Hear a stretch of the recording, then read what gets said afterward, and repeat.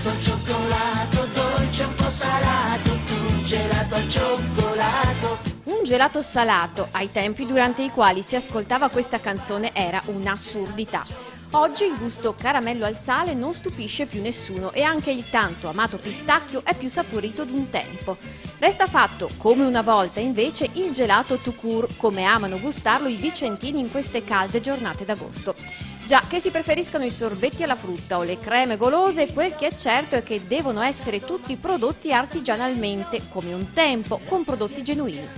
Tra le regioni con almeno 500 gelaterie, la vocazione più spiccata alla gelateria artigiana si rivela in Veneto, con quasi l'80% delle imprese. Analoga percentuale si registra anche a Vicenza, tra le province con almeno 100 gelaterie. Lo studio della Confartigianato ha fatto anche i conti in tasca a tutte le famiglie golose. Nel 2017 per cogni e coppette a Vicenza si sono spesi 27,7 milioni di euro. Gelato al cioccolato, dolce un po' salato, tu gelato al cioccolato. E voi, quale gusto preferite? Io te l'ho rubato, tu gelato al cioccolato.